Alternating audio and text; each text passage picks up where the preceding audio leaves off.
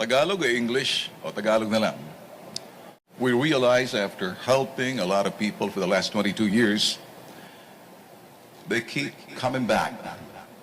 Broken system. Of the administration alliance to allow me to work together with every sector to be able to cross the line and to get things done. Sususugan ko lamang po yung naunang tanong about Vice President Sara. Kung sakaling magkaroon ng endorsement sa pagitan po ni VP Sara at sa inyo po, tatanggapin po ninyo, ma'am? Your political comeback is both revenge and redemption. Dahil dun daw sa, yung babalikan nyo raw, yung mga gumawa ng injustice sa inyo. Si former Representative Harry Roque, may arrest order po ang House sa kanya. Wala kang tinatago. Harapin mo ng buong tapang, hindi yung nagtatapang-tapangan lang siya. Marunong talaga ang Diyos.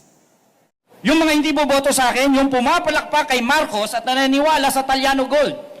And you know those people who will never vote for me? Sila yung pinapalakpakan yung pagpatay ni Duterte at hindi nila tinitingnan ng sarili nila na nabubudol-budol sila. Ang future natin ay hindi yung mga trapo.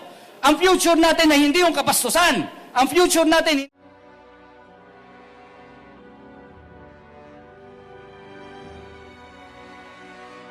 I want you to do me a favor. I want you to tell all your friends about me. What are you?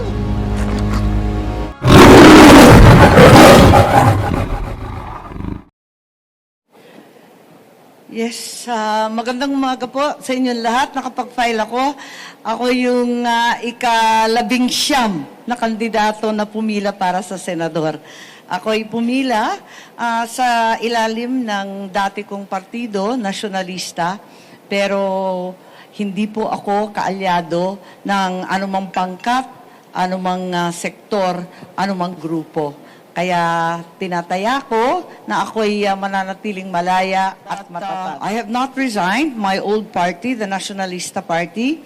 And the only thing is that I will not constitute a part of the administration alliance to allow me to work together with every sector to be able to cross the line and to get things done. So, eto po ang aking pinipilit gawin. Pero Sen, bago po yun, nagkausap muna kayo ng presidente na i-discuss nyo po ito sa kanya. Well, ang nangyari kasi, sabi niya, paano ba ito kung magkaroon ng, siyempre, yung banatan kapag eleksyon, di ba? Birahan, may laban-laban. Napaisip ako Sabi ko, paano? Kahit hindi ako ang magsalita ng maanghang o mag-insulto o kutsain yung sino man, okay lang yun. Ako, kaya kong hindi Nabanggit na po kanina. Sususugan ko lamang po yung naunang tanong about Vice President Sara. Kung sakaling magkaroon ng endorsement sa pagitan po ni VP Sara at sa inyo po, tatanggapin po ninyo, ma'am? Hindi natin alam. Ang hinihiling ko, yung endorsement ng lahat. Sana talagang tuloy-tuloy ang pagsusuporta at pagmamahal sa akin. Kanina, sa labas, napakainit. Pero nagdatingan yung iba't ibang panig mula sa Ilocos Norte. Yung andyan din sa labas, kasama ng mga seniors, yung ating mga PWD at saka senior citizens. Yung PWD, saka yung solo parents, wala pong tulong talaga ang pamahalaan sa kanila. Kaya andyan sila kasi sabi ko, pagkatapos ng seniors, unahin muna natin yung lola at mahirap na. Abay, sumama sila. Kaya yan yung mga endorsement na talagang nag-aantig sa akin na tumakbo muli. Just one more question po from me, ma'am. Would you care to comment po on the administration's slate? Yun pong ngayon 11-man senatorial slate. May mga nagsasabi daw po kasi na same old faces and family members. Yun pong mga nandun sa slate. Would you care to comment on that po? Mahirap mag-comment. Hindi na ako kabahagi Pero sabi naman ng aking kapatid, okay lang, naintindihan naman niya. Lagi naman ako pasaway nung bata pa kami. Kaya sabi ng kapatid ko, ayos lang, susuportahan pa rin ako.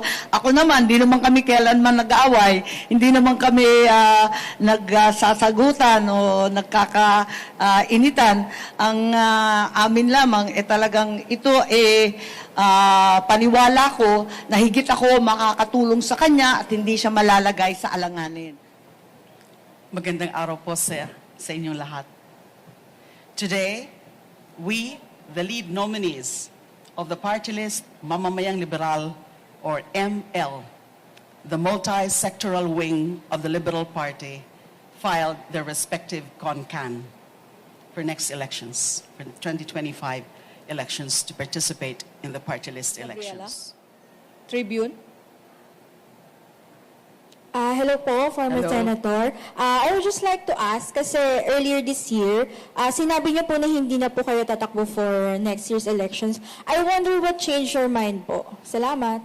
Okay, a lot of factors. Totoo po yun. Hindi po ako nagbalak na tumakbo kahit anong posisyon, not even for a senator. Kasi marami pa akong aayusin din sa buhay ko, sa family. Because, you know, I've been out. They jailed me for almost 7 years. I wanted to rebuild my life. But I was also going around in various activities, in various events, lalo na po sa mga eskwelahan, mga universities and colleges. And I was able to interact with a lot of people, especially young people. And many of them were asking, di ho ba kayo babalik sa Senado? Di ho ba kayo tatakbo? And I said, hindi muna. And then more and more, especially when we were exposed to the various sectors, and then of course, yung mga kasamahan ko sa ML and also sa LP, kasi ML nga is the sectoral wing of LP, then I was convinced that I think this would be another stage, another part of my journey na karugtong lang ho ng aking mga naging journey noon na nakikilaban, na may mga pinaglalaban ng mga kausa, na I think this time around, mas focus tayo sa marginalized. Kasi ang mga sektor po, ang iba't ibang sektor, ang siyang haligi ng ating lipunan.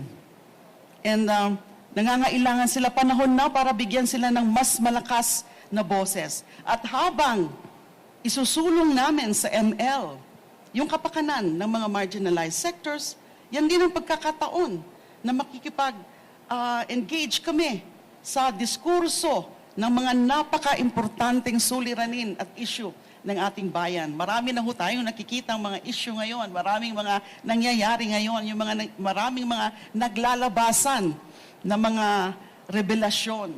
And very much aligned din to sa mga core advocacies ko na alam nyo naman, yung karapatang pantao, yung demokrasya, rule of law, justice, good governance. At itong mga sektor na to, bagamat iba-iba rin ang kanilang mga aptitude at iba-iba rin ang kanilang mga hangarin, they are all bound by the overarching cause of social justice. Thank you. From Inquirer.net, John. Hi ma'am, good Hi, morning John. po. Si former Representative Harry Roque, may arrest order po ang House sa kanya. Given ma'am na last time he was gloating on your imprisonment, ano pong message niyo po? Ano pong masabi sa kanya? Alam niyo naman siguro kung anong tawag dyan. Hindi ko na lang sasabihin kung anong tawag dyan. Alam niyo naman kung ano yung mga pinagsasabi niya tungkol sa akin. And now look at him now. He's on the run. Instead of facing the rule of law, ay binabastos pa niya na hindi siya nagpapakita. Kahit nga dinismiss na yung kanyang writ of amparo. So siguro naman na-realize na niya kung gaano ka mali, yung mga mali na mga nasabi niya tungkol sa akin, at saka yung mga ginawa niya sa akin. And I think you should realize that. So really, marunong talaga ang Diyos. Ma'am, one more on my end, sorry. Okay ba? Go ahead. Will you encourage him to, heed the arrest order? Of course, he must. He's a lawyer, actually. He's a man of law. He's supposed to be a lawyer. Ako nga, hinarap ko eh. Kahit gawa-gawang mga kaso eh. Hinarap ko yung batas. I respected the rule of law. I went through the whole process, even if it was so painful and tedious on my part. So dapat ganun. Kung wala kang kasalanan, wala kang tinatago, harapin mo ng buong tapang, hindi yung nagtatapang-tapangan lang siya by means of, sa SOSA, nagla-live feed na lang siya, and then parang iniinsulto pa niya yung ating mga law enforcers. Yeah, Rainiel from TV5. Ma'am, Many are speculating that your political comeback is both revenge and redemption dahil dun daw sa yung babalikan nyo raw yung mga gumawa ng injustices sa inyo. I will always fight for justice for anyone because justice is for all. Just like human rights are for all, justice is for all. Now about redemption, yes, I have attained actually redemption. I have attained vindication. The truth came out about my innocence. The truth came out that these were all invented accusations. Now, I was vindicated when my 3 cases were dismissed. I was absolved from all these trumped-up charges. Now, but I've been saying also that I cannot attain full vindication if hindi rin sila mapanagot sa mga ginawa nila sa akin. You know, false prosecution, fabrication of evidence. Pero hindi po yan yung pinaka-objective po natin na tumakbo at maging part na naman of the public sphere. Because I will be working for justice, but more for justice for everyone else. My lawyers will work on the cases to be filed against my tormentors, against my oppressors, but that aim, that objective, will not at all affect the fulfillment of my duties if and when balarin po ako na maging miyembro ng House of Representatives. Thank you, ma'am. Thank you. Bons Rappler. Why did you decide to run as a House lawmaker under that party? May iba naman, and also my pragmatic side tells me na medyo mahihirapan sa Senado. It's a tight race, punong-puno, masikip. But then, nakiisip ko nga na itong through the party list route, I'm challenged to engage also. At hindi naman yan naiiba sa mga dati kong advokasya. So it will make me and us, the ML, closer to the marginalized sectors para ipaglaban yung mga kanilang mga hinaing at mga aspirations sa kanilang mga sectors. So it's challenging to me. It's something that is actually beautiful to engage in. Na naiiba pero actually related rin. Still in the name of service. Ako si Luke Espiritu. Ang iba ay pamilyar kung sino ako. Ang iba siguro ngayon lang narinig ang pangalan ko.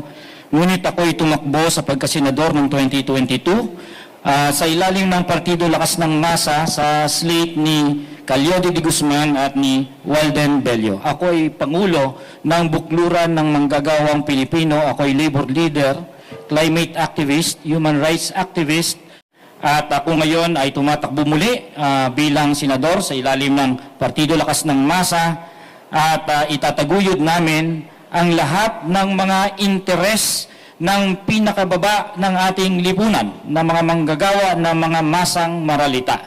Pinaglalaban namin, may eleksyon man wala, ang sahod ng manggagawa, ang kontraktualisasyon na yan ay mawala na. Pinaglalaban namin ang pabahay ng mga mahirap, hanggang sa pinaglalaban namin yung mga solusyon sa mga problema natin na kinakaharap ng mga seryoso, kasi ang mga trapo wala doon. Ang mga trapo ay hindi nagsasalita tungkol sa issue. Ang mga trapo ay nawala na naman. May nagsasabutahe yata ang mga trapo dito ha? Ang mga trapo ay kakanta at sasayaw. Walang laman. Na kapag Gen Z at kabataan, hindi na sila pumapayag sa luma. Hindi na sila pumapayag sa katrapuhan. Hindi na sila pumapayag sa mga bastos. At gusto nila ng makabagong politika. May layer ng populasyon na ganon signifikante. In fact, naging movement yan noong 2022. Nagkaroon ng pink tide. And I will speak to that movement. And that movement, yan ang better part of our society. I will speak to the better part of our society, not to the backward part. And I will strengthen that part. Merging the Gen Z, the young people, with the workers on the basis of issues and against the trapos, and talk about real solutions to poverty. That is our strength, and that is the weakness of the political clans and the political dynasty, at yan ang aming tutututukan sa eleksyon ngayon. Okay, another question? Sa magiging kampanya nyo po for running again in the Senate, paano nyo po, naiisip nyo po ba na mag-take advantage din sa mga hindi nakikinig or sa mga pumapanig pa rin sa mga luma for you to have an advantage? I'm going to tell you something. There are people who will never vote for me.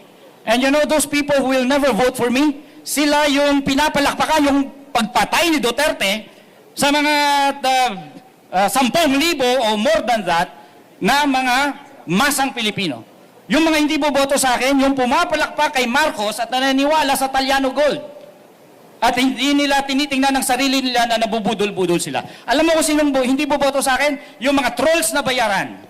Okay, yan ang hindi boboto sa akin. Wala akong pakialam sa mga yan. As I said, I will never address myself to the backward elements, meaning to say, I will not use any means in order to convince those who can never be convinced. Paano natin kukumbinsin ang can never be convinced? Ano? Magbabayad ako? Vote buying? No way! We are here for new politics. And I believe na basta i-address ko ang sarili ko doon sa mga better part of our society, mapapalakas yun. That is the future. Ang future natin ay hindi yung mga trapo. Ang future natin ay hindi yung kapastusan. Ang future natin hindi yung patayan. Ang future natin ay yung bago. And we will bring that future into being. We will make it possible this time in 2025 na magsisimula na magbago ang ating politika. Sir, follow up po, and how will you take advantage po sa mga nabanggit nyo po na ayaw na ng luma? And how will you use this po na maging edge nyo po sa campaign nyo? You know, even if medyo dominant pa rin ang luma, as I say, the backward, the trapo, the dynasty, kahit kasukasakan na yan, kahit kasukasukan na umaabot na sa absurdity ang levels ng kanilang pag-iral. Can you just imagine, nag-file sila Vilma Santos, anak, ng lahat ng posisyon, minonopolize na nila, pero that's not only about, that is not only limited to them. Everyone is like that. Talaga umabot na sa absurdity. Like for example, sa Senate ngayon, sino mga posibleng mga magkakapatid dyan? 3 Tulfo potentially. Itong 2 Duterte, kapag tumakbo yan, potentially may 2 Duterte. May 2 Cayetano. Umabot na tayo sa ganong absurdity to such an extent na dahil unchecked ang kanilang exercise of unbridled powers, these trapos and dynasties, they have already arrogated to themselves the privilege of acting idiotic and crazy. Tingnan mo na lang ang Senado natin ngayon. Saan ka nakakita ng Senado na magsasapakan ng 2 senador? Because they have already reached a point na dahil unchecked ang kanilang pag-exercise ng power, ang tingin nila sa sarili nila, kahit anong gawin nila, pwede nilang gawin. Magsapakan sila sa loob ng Senado, pwede sila magsapakan. Meron kang senador na sasabihin na importante ang kanyang urges. Umaabot na sa level na absurd ang ganon. And I think, lahat nasusuka na doon. Lahat. Sabihin man natin kahit yung mga bumuboto sa trapo, talagang hindi tayo nasusuka doon. And dahil doon, na nasusuka na marami doon, kailangan natin palabasin yan. Kailangan natin palabasin na tumindig ang mga botante. Good morning.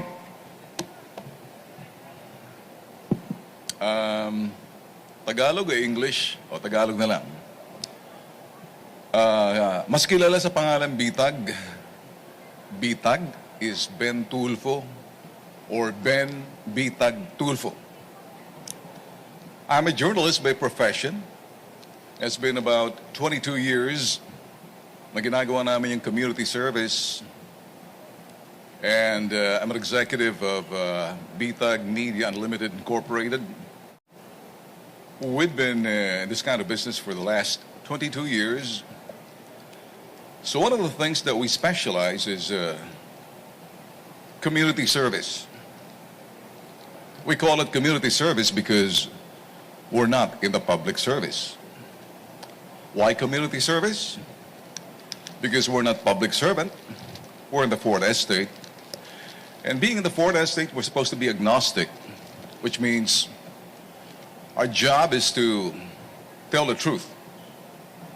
Seek the truth and tell the truth, but then again, we realize after helping a lot of people for the last 22 years, they keep coming back. Broken system. In other words, you keep helping them, you're not solving the problem because our job is to tell the truth, seek the truth, and tell the truth. And so we decided to be advocate by being part of the solution to the problem. And that's all began, and that's the reason why we're here. And the reason is there's got to be change. Tama na yung tulong ng tulong para pabalik-balik, may problema sa sistema. Hindi natutugunan yung mga problemang idinudulog ng taong bayan. Ken. Yes, Rockler. Pakipasa po ng mic. Hello, good morning, sir. Good morning. The possibility of having 3 Tulfos in the Senate is not a long shot. So given that Senator Raffy is already there, what will make you a different Tulfo? Well, you have to watch carefully. We are brothers. Isa lang doon dumadaloy sa ugat namin, ang public service. Thank you. Okay, Miss Mayen, Philippine Star. Yes, Mayan. Sir, are you running as independent? And how would you address yung issue of political dynasty in the Senate? Okay. Yes, I'm running as independent. As a matter of fact, there were a lot of invitation. I don't want to, But if you talk about political dynasty, that's another story. Let's put a definition. I think we need to have a longer conversation about it. Some other time, I'll give you the definition. I'll be more broad because we have a limited time. Did I answer the question? Okay, thank you, sir. Another question for John. Gusto niyo ba ng Tagalog or English, okay lang ba? English na? English is fine, sir. Okay. I understand exactly the language, the standards, the ethics, the laws of journalism, and I hope you understand as well. Anything else? San, we're done with Time's the up. 8 minutes. Sorry, Okay. time's up na. Okay. Tara na. Thank you, sir. See ya.